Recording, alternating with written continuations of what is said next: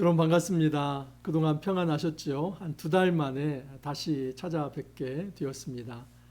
저는 7월, 8월 한 2달 동안 여름 사역으로 많이 바빴습니다. 교회 내외적으로 저에게 맡겨진 사역들 잘 감당했습니다.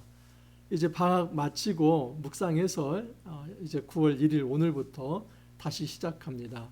여러분 예수님과 함께 또 말씀과 함께 그리고 저와 함께 이 묵상의 여정 잘 시작할 수 있기를 바랍니다. 오늘 말씀은 에베소서 1장 1절에서 6절 말씀입니다. 여러분 이 에베소라고 하는 지역은 소아시아의 항구 도시입니다. 로마에서 세 번째로 큰 도시라고 합니다. 인구만 한 25만이라고 하니까 이 고대의 25만은 굉장히 큰 도시이죠.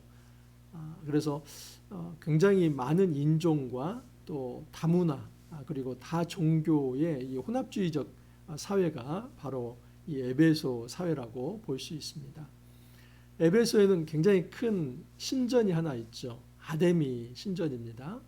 근데 그 아데미 신전은 이 파르테논 신전의 한 4배 정도 된다고 합니다. 그러니까 얼마나 큰 신전입니까?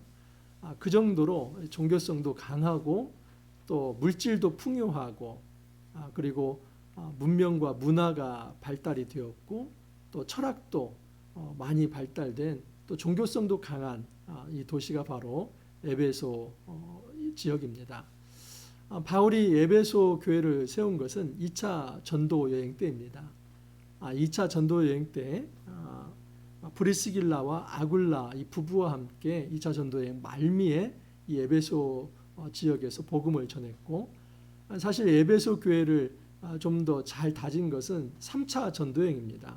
2차 전도여행을 마치고 돌아와서 다시 3차 전도여행 때 이 에베소 지역에서 거의 약 3년 가까이 이 말씀을 전합니다.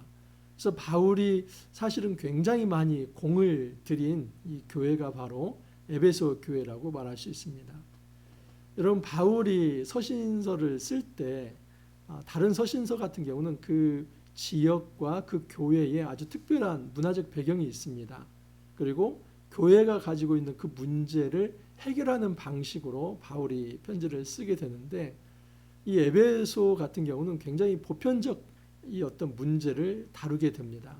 그리고 에베소 교회뿐만 아니라 바울이 전한 이 서신을 그 인근 지역의 다른 이제 성도들도 볼 수 있도록 다른 교회도 볼 수 있도록 회람 서신으로 보냅니다. 그래서 이 에베소서는 바울 서신 중에서 이 로마서와 함께 굉장히 신학적이고 그리고 굉장히 이 복음에 대한 그리고 교회론에 대해서 아주 집중적으로 잘 설명해 준 성경이라고 볼 수 있습니다.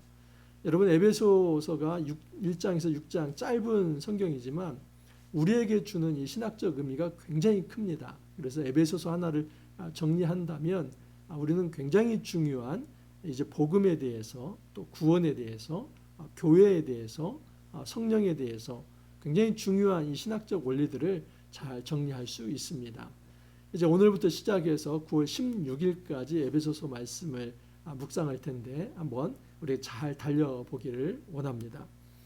오늘 말씀 1장 1절 한번 제가 읽어드립니다. 하나님의 뜻으로 말미암아 그리스도 예수의 사도된 바울은 에베소에 있는 성도들과 그리스도 예수 안에 있는 신실한 자들에게 편지하노니 라고 합니다. 여러분 이 바울이 자기 자신을 소개할 때 하나님의 뜻으로 말미암아 그리스도 예수의 사도된 바울이다 라고 소개를 합니다. 근데 이 하나님의 뜻으로 말미암았다 이 말이 5절에도 이제 나옵니다. 그 기쁘신 뜻대로 우리를 예정하사, 여기에는 바울뿐만 아니라 바울을 포함한 모든 그리스도인을 이야기하고 있습니다. 그 하나님께서 자기의 기쁘신 뜻대로 전체 하나님의 백성 그리스도인들을 예정하셨다라고 표현합니다. 그래서 이 하나님의 뜻대로 선택하신 것, 이것이 굉장히 보편적인 이 교회에도 해당이 되고 바울은 이 용어를 지금 자기 자신에게 적용을 시키고 있습니다. 그래서 하나님의 뜻으로 선택받은 나 바울. 무엇으로 선택이 되었습니까? 그리스도 예수의 사도로 선택이 되었다는 겁니다. 여러분, 이 사도라고 하는 말 아포스톨로스, 보냄을 받았다는 것입니다. 그래서 이 보냄받은 사람, 이 사람을 우리가 흔히 대사라고도 하기도 하고 메신저라기도 하기도 합니다. 바울은 예수님으로부터 파송이 된 대사이며 메신저다라고 볼 수 있습니다. 여러분, 바울은 하늘의 대사입니다. 하나님의 말씀을 위해 부름을 받았고 그 말씀을 전달하는 자입니다. 이것이 바울의 정체성입니다. 우리가 한 가지 정리할 부분이 있는데, 여러분, 이 땅을 살아가면서 이 정체성이 잘 정립이 되지 않으면 굉장히 많이 흔들리게 됩니다. 내가 어떤 일을 해야 할지 또 말아야 할지, 그리고 어떤 고난이 있을 때 이것을 참아내야 하는지 아니면 타협해야 하는지, 이 모든 것이 사실은 정체성과 연결이 된 것입니다. 그래서 정말 정체성이 바로 정립이 된 사람은 그 중심이 잘 흐트러지지 않습니다. 바울을 한번 보십시오. 바울이 얼마나 많은 고난이 있었습니까?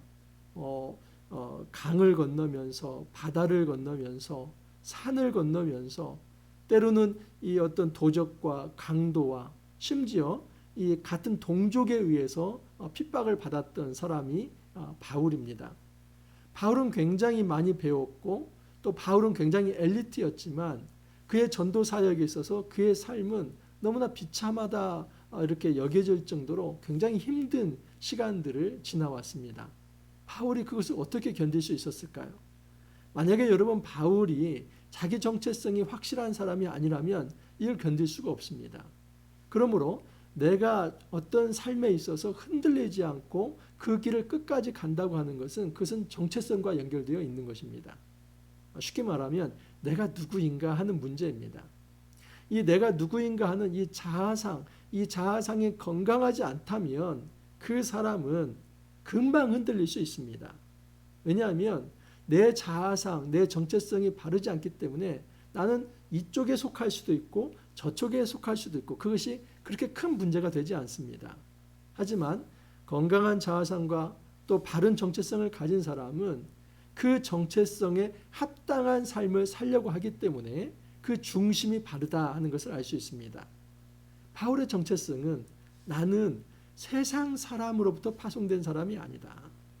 나는 어떤 황제의 대사 정도가 아니라 하나님 아버지, 그의 아들 예수 그리스도로부터 부름을 받아서 복음을 전하도록 파송된 사도이다라고 고백을 하고 있습니다. 여러분, 그 바울이 에베소에 있는 성도들과 그리스도 예수 안에 있는 신실한 자들에게 편지한다고 합니다. 그래서 기본적으로 에베소 교회에 보내는 편지이고 여기 그리스도 예수 안에 있는 신실한 자들에게 편지한다고 할 때 이 바울은 지금 이 회람 서신으로서 에베소 인근에 있는 다른 교회들에게도 이 편지를 보내고 있다는 것을 알 수 있습니다. 2절을 보면 인사의 내용입니다. 하나님 우리 아버지와 주 예수 그리스도로부터 은혜와 평강이 너에게 있을지어다. 여러분, 굉장히 공통적인 이 인사입니다. 다른 서신에도 은혜와 평강이 너에게 있을지어다 라고 합니다. 이 은혜라고 하는 거 카리스 그러죠. 여러분, 이것은 자격 없는 자에게 부어주시는 하나님의 긍휼을 말할 때 이 은혜라고 합니다. 그리고 평강이라고 하는 것은 그 은혜의 결과로서 주어지는 평화의 세상. 그래서 은혜와 평강이 너에게 있을지어다 하는 것은 너에게 하나님 나라가 이루어지기를 바란다 하는 그런 어떤 축복의 인사입니다. 여러분, 바울에게 있어서 정말 중요한 것은 하나님 나라의 통치입니다. 하나님께서 직접 왕으로 통치하는 나라, 그게 바로 하나님 나라이지 않습니까? 이 에베소 교회가 어떤 로마의 통치가 아니라 또는 어떤 돈의 통치가 아니라 하나님께서 직접 통치하시는 하나님 나라가 되기를 바란다. 그래서 그 나라는 팍스 로마나, 다시 말해서 로마의 평화가 아니라 바로 예수 그리스도의 평화, 예수님을 통해서 이루어지는 진정한 하나님 나라가 되기를 바란다라고 이야기를 합니다. 6절에 이것이 연결되어 있습니다. 6절을 보시면 이는 그가 사랑하시는 자 안에서 우리에게 거저 주시는 바 그의 은혜의 영광을 찬송하게 하려 하는 것이라.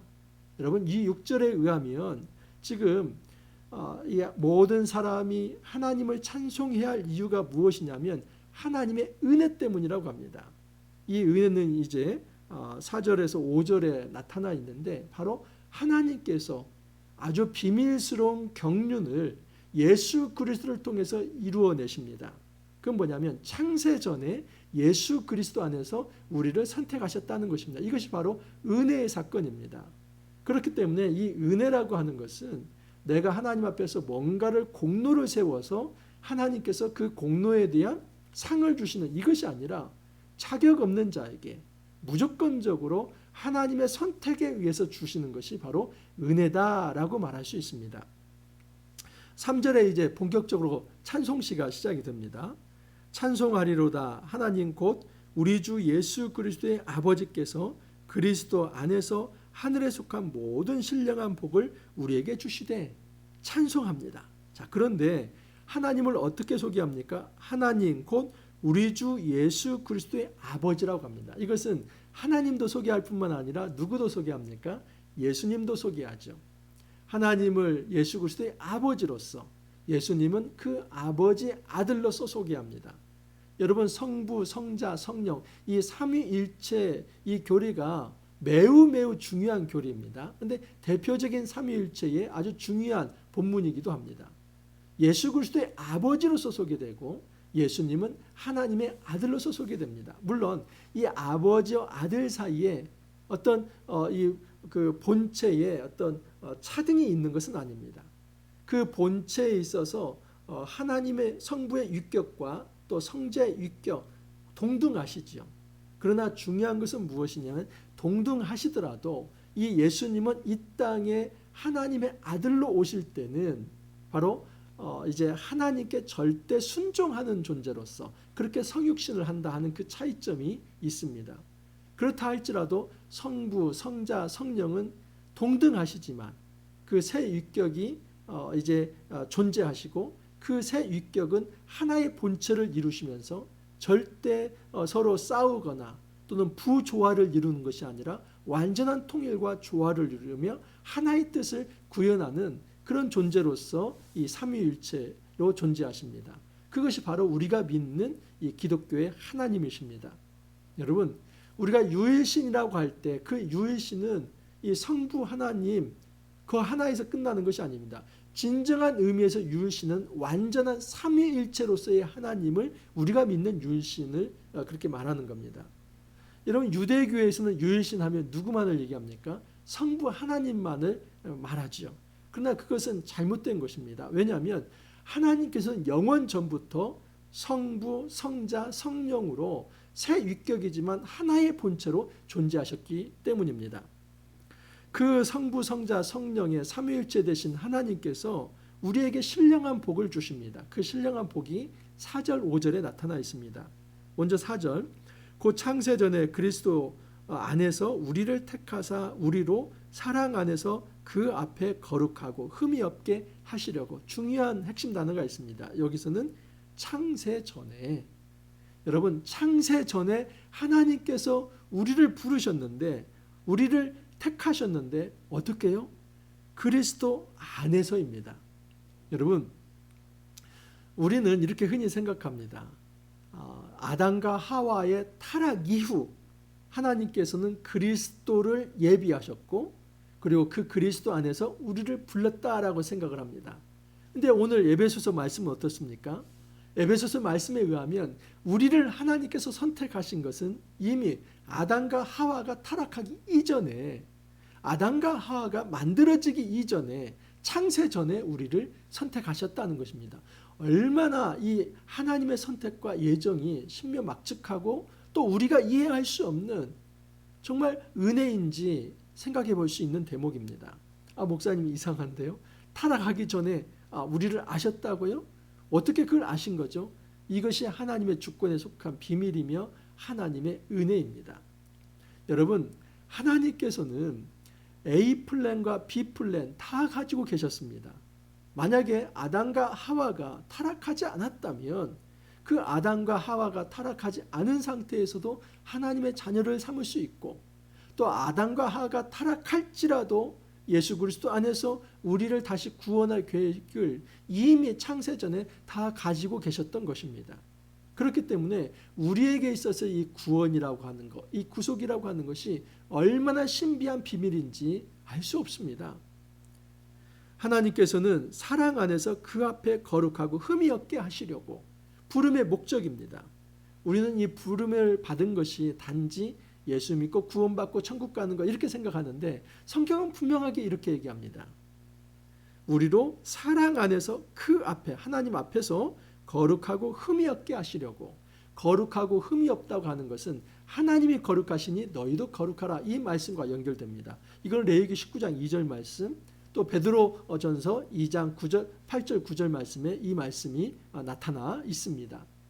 여러분, 하나님께서 우리를 부르신 이 부르심의 목적은 거룩하라는 겁니다. 근데 이 거룩의 속성은 하나님의 대표적 고유 속성인데, 우리가 어떻게 거룩해 줄 수 있습니까? 우리가 거룩할 수 있는 것은 딱 한 가지입니다. 하나님과 연대되는 것, 하나님과 연합관계로 들어가는 것.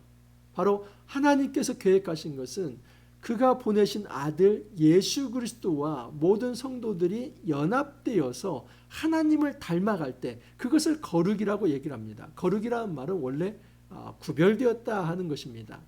우리가 이 땅에서 구별된 삶을 살아갈 수 있는 딱 한 가지 방법은 이것입니다. 예수 그리스도와 연합이 되어서 하나님 말씀의 통치를 받을 때 우리는 구별된 삶을 살아가는 거룩한 백성이다라고 말할 수 있습니다. 여러분, 하나님께서는 창세 전에 우리를 미리 선택하시사 이처럼 구별된 존재로 살아갈 수 있도록 하나님께서는 계획을 하셨다 하는 것입니다. 5절을 보면 그 기쁘신 뜻대로, 아까 처음에 말씀을 드렸지만 1절에 하나님의 뜻대로 바울이 부르심을 받은 것처럼 모든 성도는 그 기쁘신 뜻대로 우리를 예정하사 예수 그리스도로 말미암아 자기의 아들들이 되게 하셨으니. 여러분 3절을 한번 보십시오. 3절에 보면 하나님 곧 우리 주 예수 그리스도의 아버지.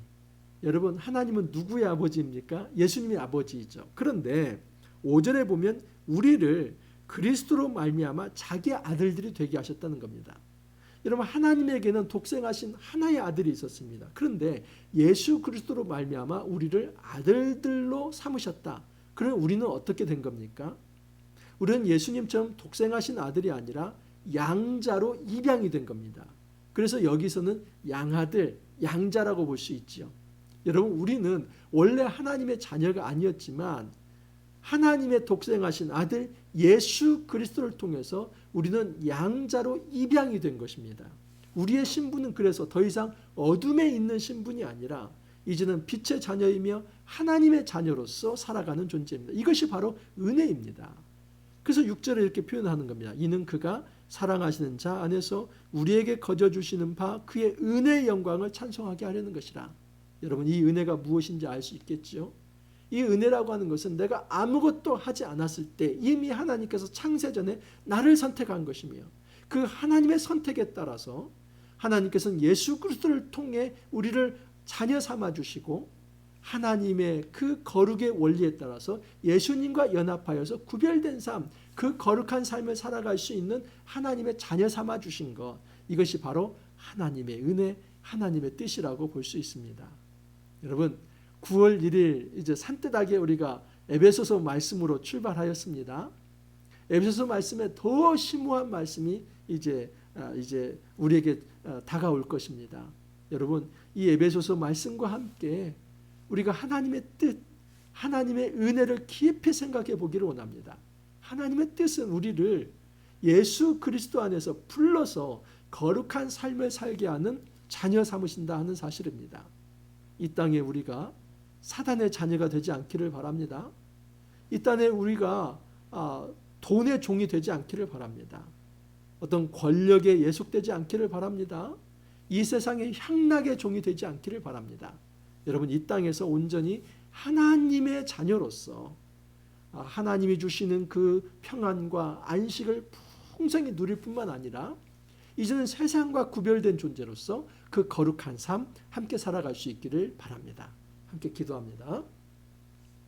하나님 아버지 감사합니다. 저희들에게 예수 그리스도의 그 거룩한 삶, 또 예수님과 연합하여서 말씀의 통치를 받는 그 거룩한 삶을 살아갈 수 있도록 주님 인도하여 주시니 감사합니다. 이제 9월 새로운 이제 시간을 저희들에게 허락하여 주시니 감사합니다. 더불어 저희들이 예배소서 말씀과 함께 이제 새로운 시간을 맞아들일 수 있게 하여 주시니 감사합니다. 주님, 우리 안에 건강한 자아상을 가져서 이제는 우리가 세상의 자녀가 아니라 하나님의 자녀로서 구별된 거룩한 삶을 살아가는 존재라는 것을 깊이 인식하며 주 안에서 참된 말씀 속에서 안식을 누리며 평화를 누리며 진정한 거룩한 삶을 추구해 나갈 수 있도록 은혜를 더하여 주옵소서. 주님 감사하옵고 예수님 이름으로 기도하옵나이다. 아멘. 여러분 9월 시작되었습니다. 힘차게 또 능력 있게 힘 있게 잘 이제 시작하시기를 바라고 특별히 말씀과 함께 우리가 귀한 삶 함께 걸어 나갈 수 있기를 바랍니다. 이 묵상의 여정, 말씀의 여정 우리 함께 합시다. 여러분 오늘 하루도 화이팅 하시고 또 내일 찾아뵙도록 하겠습니다. 감사합니다.